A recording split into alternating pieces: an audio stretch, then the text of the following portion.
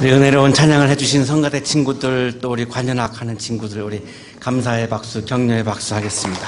고맙습니다.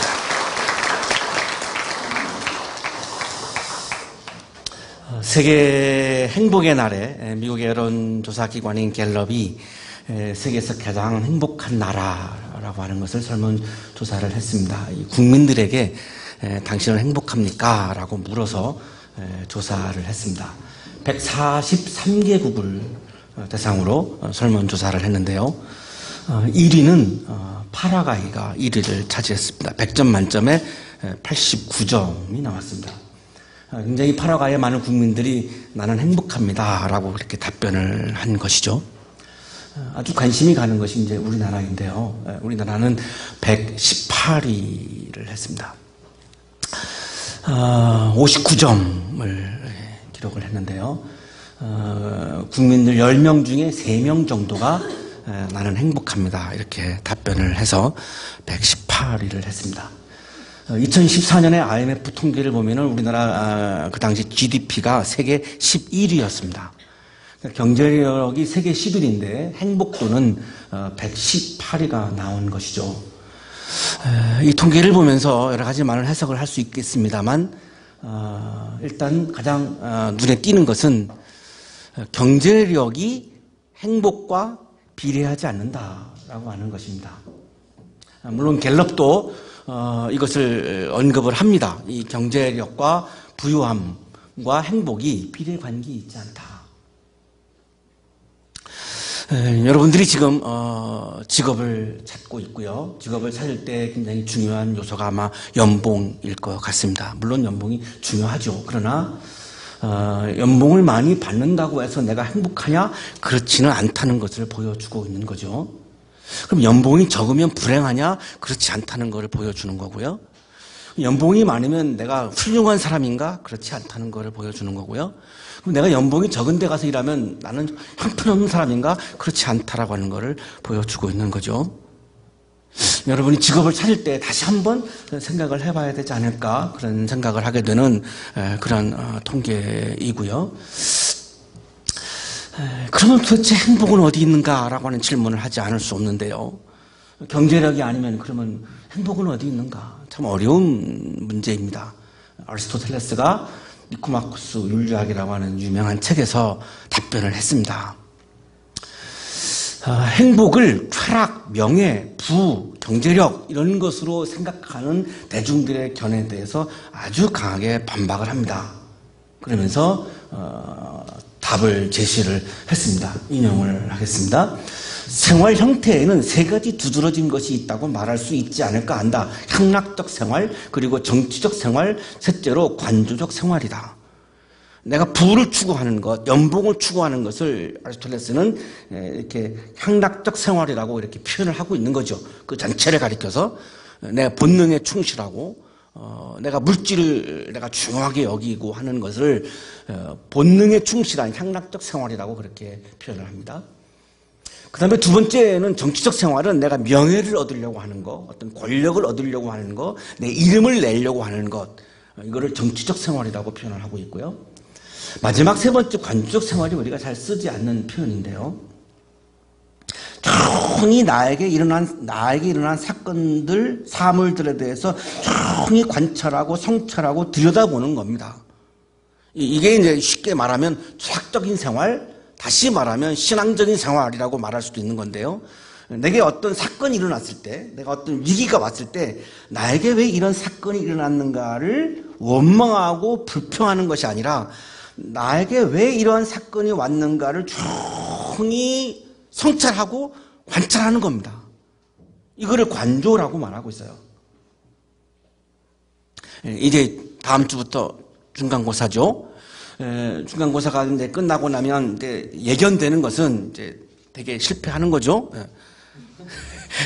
그러면 이제 나는 성적이 왜 이래 이러면서 막 불평하는 사람이 있을 것이고, 왜 교수님은 이런 문제 안 내고 왜 이런 문제 냈지라고 또 막 원망하는 사람도 있을 것이고, 추석 연휴 기간 동안에 내가 왜 공부를 안 했지, 내가 왜 이렇게 놀았지를 이제 후회하는 사람도 있을 것이고요. 자, 어떤 사람은 그 성적의 결과 앞에 놓고서 나에게 왜 이러한 성적이 나왔지? 나에게 이러한 결과가 나오는 의미가 뭐지? 를 묻는 거죠. 그러면 절대로 거기서 절망하거나 자기 비하하지 않습니다. 그 관조를 하게 되면, 성찰을 하게 되면, 내가 이거를 의미를 내가 들여다보게 되면 그 다음에 내가 어떤 행보를 해야 되는가라고 하는 답이 나오죠.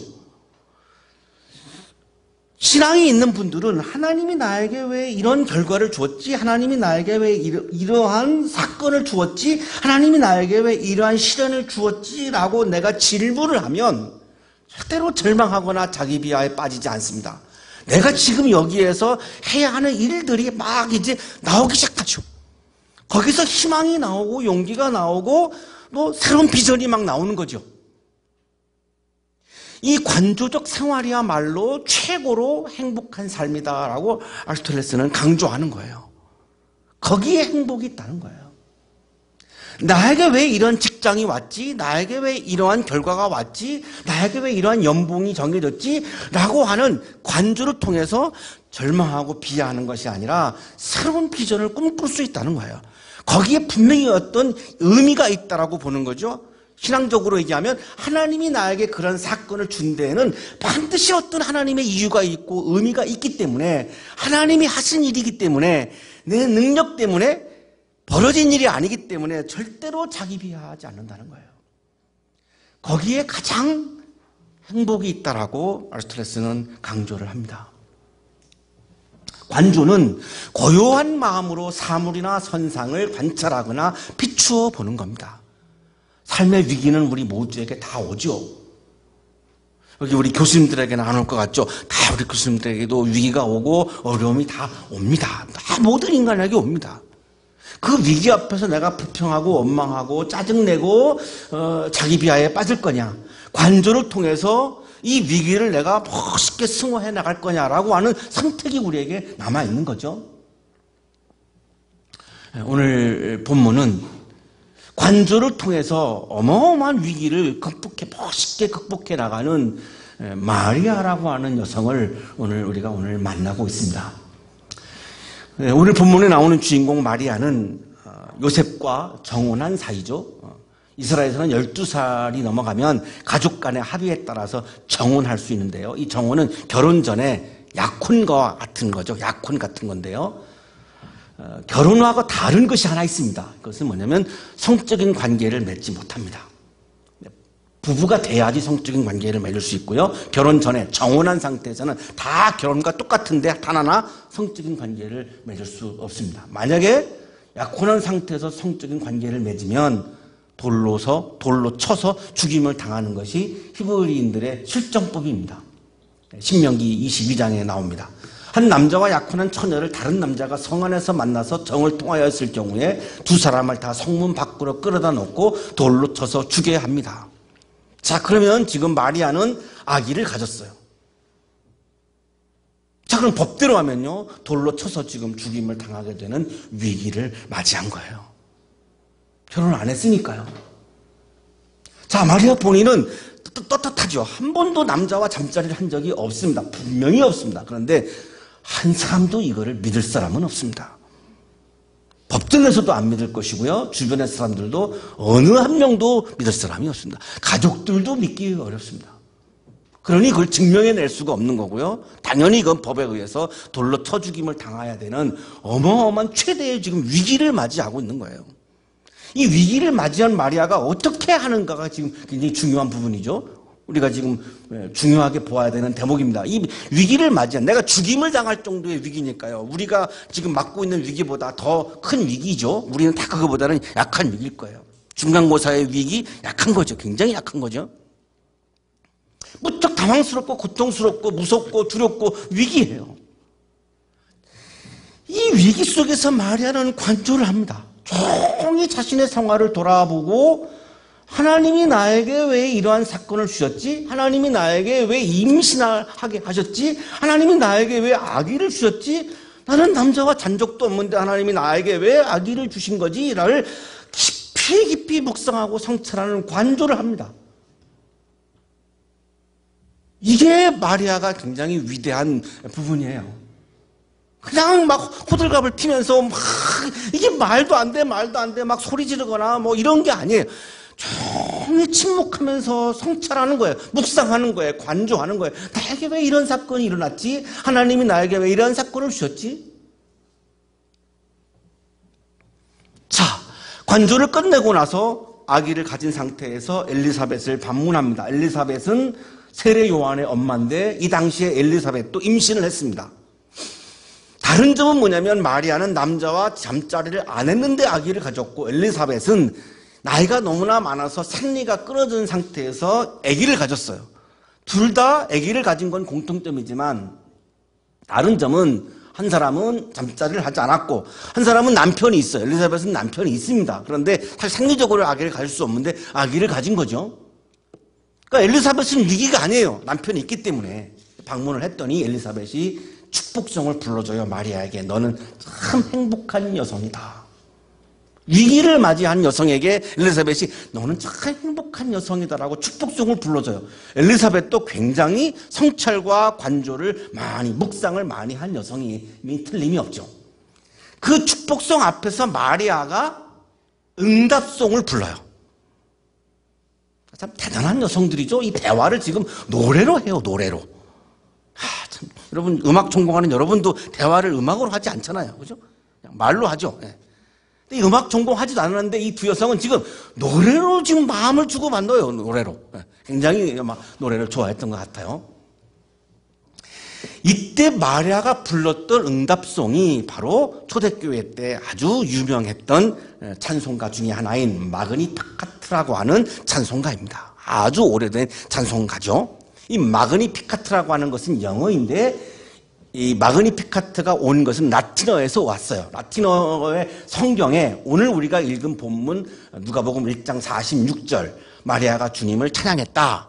영혼으로 내 영혼으로 주님을 찬양했다. 이 본문이 라틴어 성서에는 마니피캇 아니마 메아 도미눔 이렇게 나와요. 그러니까 이 라틴어로 마니피캇은 찬양하다 이런 뜻입니다. 이거를 이제 영어로 옮긴 단어가 마그니피카트여서 우리가 이제 흔히 지금은 그냥 마그니피카트 이렇게 부르는 거죠. 원래 라틴어로는 마니피캇이라고 그렇게 발음을 합니다.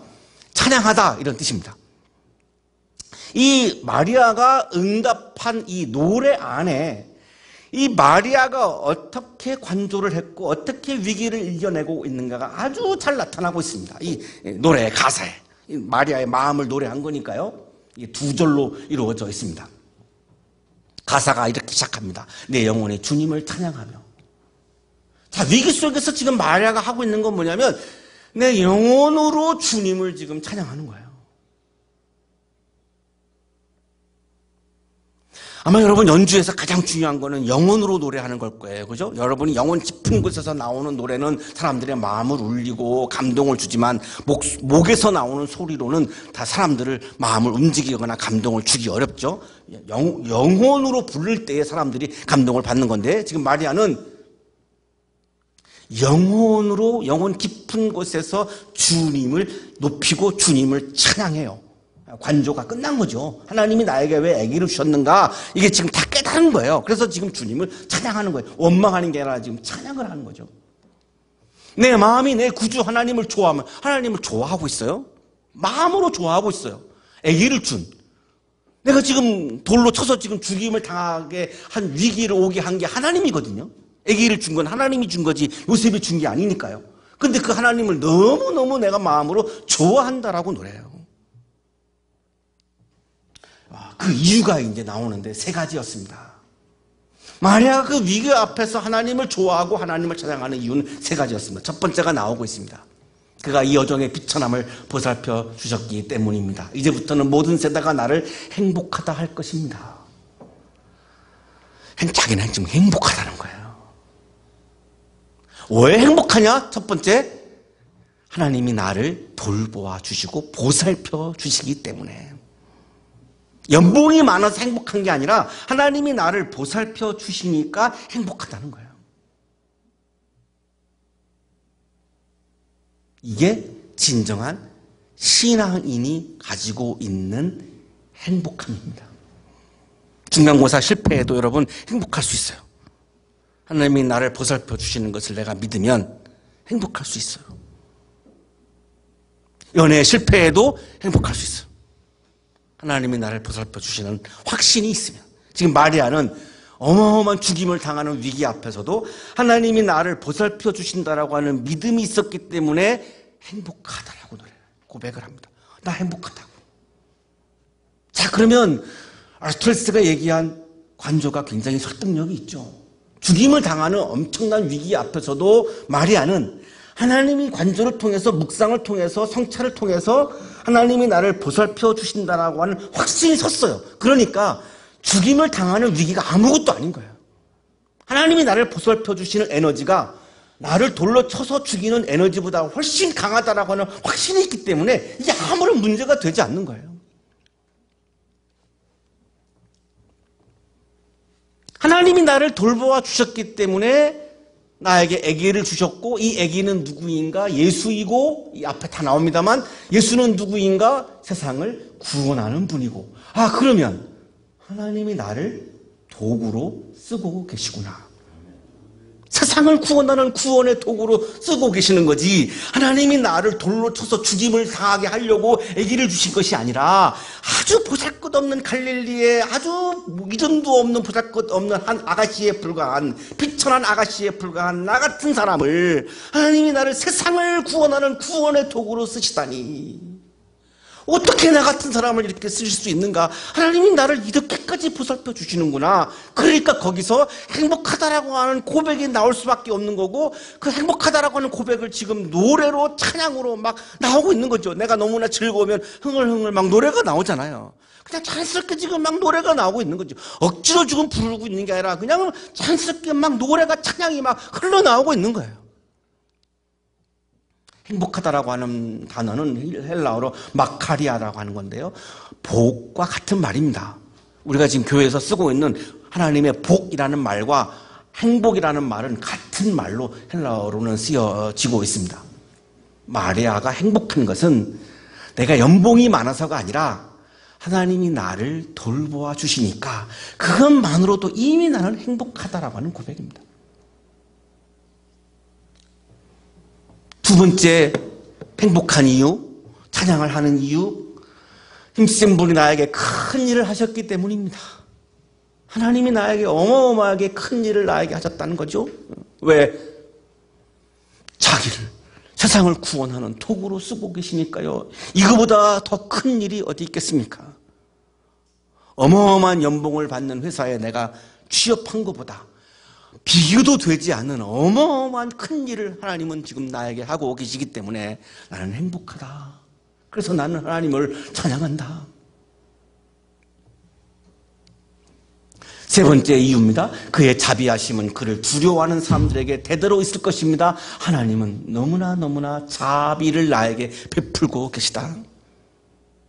전혀 나는 능력도 안 되고 이름도 없고 내가 어떤 사회적인 지위도 없는 사람인데 나 같은 사람에게 이 엄청난 세상을 구원하고 인류를 구원하는 이 아기를 나를 통해서 낳게 하시다니, 이런 자비가 어디 있는가? 내일 죽을지도 몰라요. 지금 마리아는 내일 죽을지도 몰라요. 그런데 하나님의 자비하심이 느껴지니까 내일 죽는 것도 이거 아무것도 아닌 거예요. 하나님의 자비함에 흠뻑 빠져서 이게 너무나 감사하고 행복하니까 이 돌로 쳐서 죽임을 당한다라고 하는 이 법은 전혀 나의 마음에 어떤 위협도 주지 못하고 내 삶에 영향을 주지 못하고 있어요. 그냥 행복한 거예요. 하나님의 자비로움 때문에. 자, 2절로 이제 이 노래 2절로 넘어가는데요. 하나님은 마음이 교만한 사람을 흩으신다. 교만하다라고 하는 것은 하나님을 보지 않는 거죠. 하나님을 보지 않고 사람들을 내려다보는 거죠. 이 교만한 사람들은 공동체를 깨고 또한 다른 사람의 행복을 깹니다. 그렇기 때문에 하나님은 교만한 사람들을 흩으신다라는 거예요. 제왕들을 왕좌에서 끌어내리시고 비천한 사람을 높이신다. 왕을 끌어내린다. 왕은 누구냐면 하나님의 자리를 찬탈한 사람이 왕이에요. 이 우주의 왕은 하나님이신데, 왕이라고 하는 것은 하나님의 자리를 빼앗은 사람의 의미를 가지고 있죠. 그렇기 때문에 하나님은 왕을 끌어내리시고 비천한 자기와 같은 이름 없는 한 여성을 구원의 도구로 세우시는 이 하나님의 자비로움, 하나님의 돌보심, 하나님이 하시는 이 어마어마한 큰 일, 이 앞에서 마리아는 너무나 행복하다는 거예요. 너무나 행복하다는 거예요. 줄인 사람들을 좋은 곳으로 배부르게 하시고 배고픈 사람들을 좋은 것을 주어서 만나를 주셔서 배부르게 해주시고, 이 말씀이 여러분 잘 와닿지 않을 거예요. 그죠? 제가 자랄 때는 정말로 먹을 게 별로 없었어요. 그래서 굶을 때도 많았고 물로 배 채울 때도 많았어요. 잘 이해가 안 가실 거예요, 여러분은. 이 배고픈 사람에게 먹을 것을 준다라고 하는 거는 이건 굉장한 큰 일이죠. 보살핌이죠. 자비하심이죠. 지금 마리아가 1절에서 얘기한 이 세 가지를 지금 다 여기 다시 한번 지금 말씀하고 있는 거죠. 그는 자비를 기억하셔서 자기의 종 이스라엘을 도우셨다. 다시 또 반복하죠. 도우심, 돌보심, 큰 일, 그 다음 자비하심. 하나님은 이스라엘에게 자비를 베푸시고 도와주셨어요. 마리아는 위기 속에서 하나님의 자비를 보며 행복하다라고 찬양하고 있어요. 이것이 진정한 그리스도인이 정말 누릴 수 있는 행복이고, 그리스도인들이 정말 고백해야 되는 행복이죠. 우리 그리스도인이 아닌 사람들처럼 나에게 물질이 많이 오게 해달라고 기도하거나, 나에게 권력이 주어지게 해달라고 기도하거나, 내 명예가 높아지게 해달라고 기도하거나, 그것은 욕망이고요. 신앙은, 믿음은, 영성은 그런 것들을 추구하는 것이라, 향락적 생활을 추구하는 것이 아니라, 정치적 생활을 추구하는 것이 아니라, 관조적인 생활, 신앙적인 생활이란 하나님이 나에게 돌보시는 것을 내가 느끼고, 하나님이 나를 통해서 큰 일을 하심을 내가 깨닫고, 하나님이 날마다 나에게 자비로움을 베푸시는 것을 내가 늘 경험하면서 그 앞에서 진심으로 행복하고, 그래서 내가 하나님을 찬양하고 하나님을 노래하며 살아가는 것. 나는 행복합니다 라고 노래하는 사람, 바로 그 사람이 진정한 신앙인 그리스도인이라고 말할 수 있을 것입니다. 기도하겠습니다.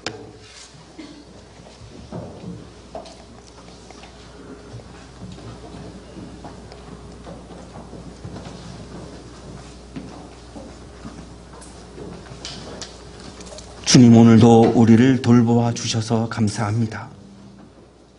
주님이 돌보아 주셔서 오늘 이 시간에도 예배의 자리에 나오게 하시고, 아침에 눈을 뜨게 해 주시고, 또한 학교에 나오게 해 주시니 감사합니다.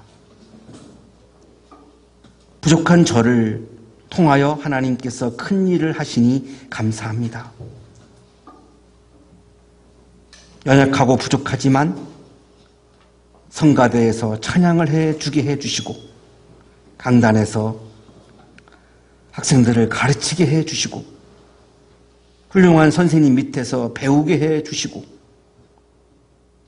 연단을 통하여 앞으로 많은 사람들에게 좋은 기여를 할 수 있도록 큰 일을 하는 사람으로 선택해 주시니 하나님 행복합니다. 하나님, 때로는 내 마음에 찾아오는 욕망 때문에 하나님을 잊을 때도 있고, 또한 하나님을 높이지 못할 때도 있고, 내 욕심이 하나님의 마음보다 앞설 때도 있지만, 자비함을 베풀어 주셔서 오늘도 말씀을 통하여 다시 한번 믿음의 자리로 돌아가게 해주시고, 겸손의 자리로 돌아가게 해주시고, 행복하다라고 주님을 찬양하는 그 믿음의 자리로 돌아가게 자비를 베풀어 주시니 하나님 행복합니다. 날마다 주님께 행복합니다를 노래하며 믿음으로 살아가는 그리스도인의 삶을 살아갈 수 있도록 우리의 믿음을 인도해 주옵소서. 예수 그리스도의 이름으로 기도하옵나이다. 아멘.